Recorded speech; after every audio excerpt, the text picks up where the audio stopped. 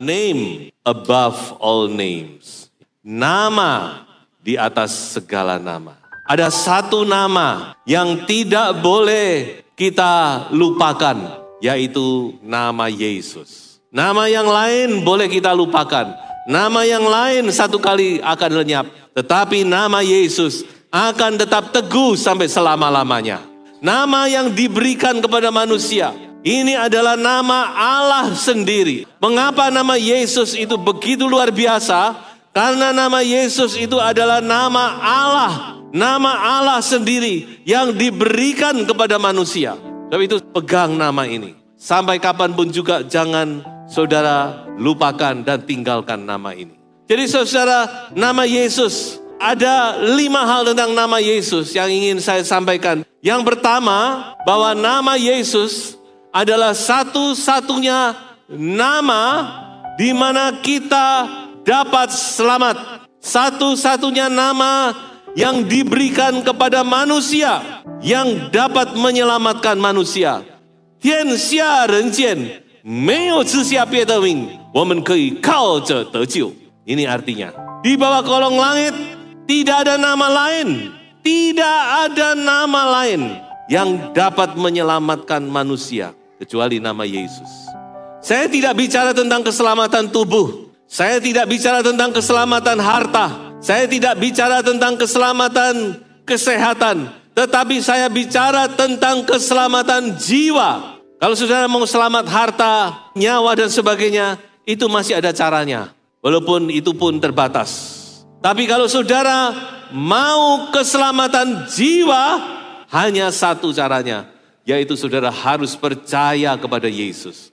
Saudara harus menerima Yesus sebagai Tuhan dan Juru Selamatmu. Kalau tidak, maaf, Alkitab berkata tidak akan dapat sampai kepada Bapa.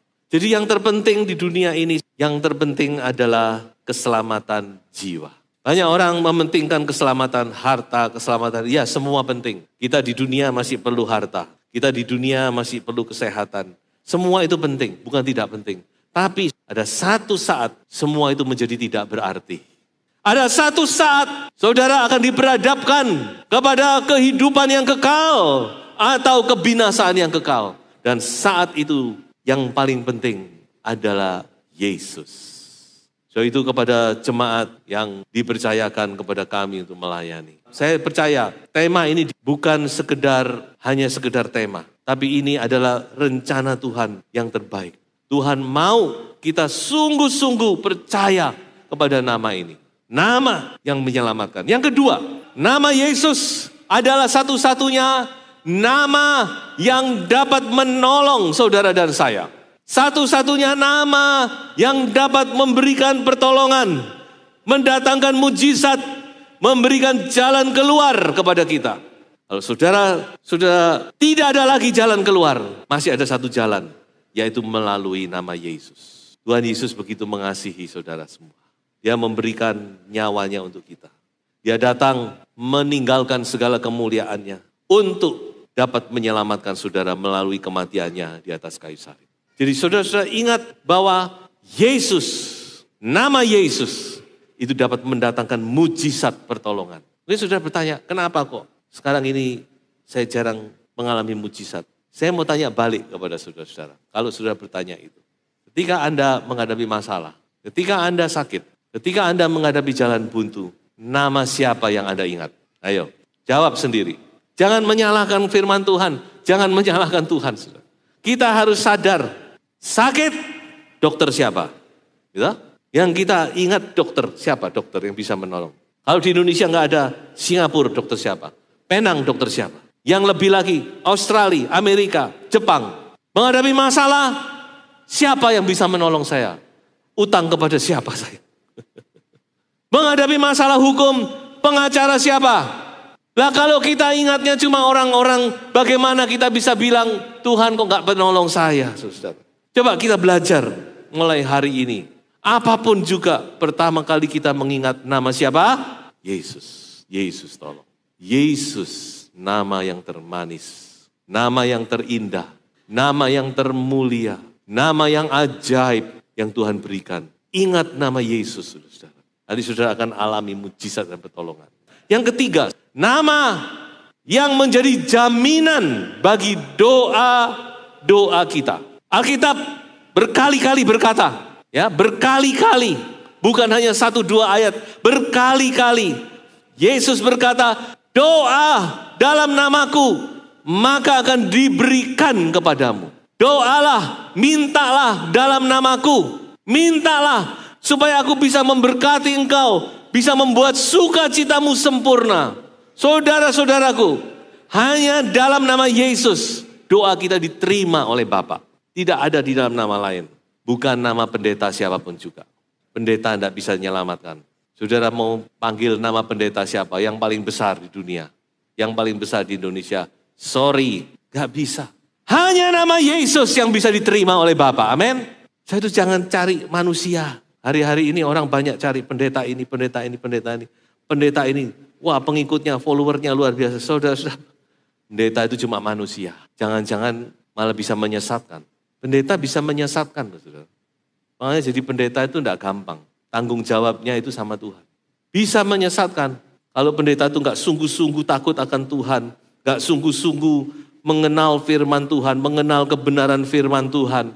Nggak sungguh-sungguh mengasihi jemaat. Cuma mengasihi diri sendiri, gawat saudara. Saudara kan tidak tahu pendeta siapa yang saudara ikuti, pendeta siapa yang saudara dengar, pendeta siapa yang saudara kutip. Yang penting Yesus, amin. Yang bisa menyelamatkan kita Yesus. Yang didengar doanya oleh Bapa adalah nama Yesus. Saudara, bukannya saya mengajar jemaat untuk tidak menghormati pendeta, bukan. Pendeta juga alatnya Tuhan. Tapi saudara, jangan mengkultuskan pendeta. Jangan mengagung-agungkan pendeta. Saudara, jangan. Saudara harus mengagungkan Yesus. Karena hanya Yesus yang mati buat kita. Amin. Hanya Yesus yang mengasihi saudara dan saya. Yang keempat, nama yang ditakuti oleh iblis. Sekali lagi bukan namanya siapa, nama orang pinter atau namanya siapa, namanya dukun, namanya ini. Tidak takut semuanya oleh ini. Coba saudara baca di Kisah Para Rasul. Kalau tidak salah Kisah Para Rasul pasal 18 atau 19. Di Efesus. Orang kerasukan iblis. Lalu ada dukun Yahudi datang. Aku menyumpahi engkau di dalam nama Yesus yang diberitakan Paulus. Waduh, habis dihabisin oleh iblis. Paulus aku tahu, Yesus aku kenal, tapi engkau siapa? Iblis gak takut sama manusia, saudara. Ya, kita harus sadar kalau bicara kuasa, malaikat itu lebih berkuasa dari kita saat ini. Malaikat itu lebih berkuasa, jauh lebih berkuasa. Apakah malaikat yang baik atau malaikat yang jahat? Kita harus tahu. Waktu Yesus di dunia, firman Tuhan dalam kitab Ibrani berkata dia dibuat sedikit lebih rendah dari malaikat. Padahal dia yang menciptakan malaikat. Apalagi saudara dan saya. Jadi saudara jangan main-main. Jangan mengandalkan kekuatan sendiri, tapi andalkan nama Yesus. Amin. Andalkan Roh Kudus yang ada di dalam kita. Dan yang kelima saudara, nama Yesus adalah nama yang akan disembah oleh semua makhluk di dunia. Firman Tuhan berkata bahwa ada satu saat di mana setiap lutut akan bertelut dan setiap lidah akan mengaku bahwa Yesus Kristus adalah Tuhan bagi kemuliaan Allah Bapa. Dia pernah direndahkan serendah-rendahnya. Dia rela meninggalkan tempat yang maha tinggi, kemuliaan yang tadinya setara dengan Bapa dikatakan oleh Filipi pasal 2. Tapi dia mengosongkan dirinya menjadi manusia yang sangat terbatas, yang lemah ini. Tapi dia tidak dikuasai dosa. Lain dengan kita, saudara-saudara. Kita juga manusia, Yesus juga manusia. Tapi bedanya kita dikuasai dosa, Yesus tidak dikuasai dosa. Dia tidak tersentuh oleh dosa. Tapi dia dijadikan dosa untuk apa? Untuk mati bagi kita. Untuk menebus segala dosa kita. Dan sekarang dia naik ke sorga. Dia duduk di sebelah kanan. Dia menjadi Tuhan. Sebab itu nama lengkap daripada Yesus adalah Tuhan Yesus Kristus. Kita mau sembah dia. Mari jemaat yang dikasihi Tuhan. Kasihi dia. Kita mau lebih percaya sungguh-sungguh kepada nama ini. Bukan percaya saja. Kita mau mengasihi nama ini. Mengasihi Yesus. Dan kita juga mau menyembah Yesus. Tuhan Yesus, memberkati. Haleluya, haleluya.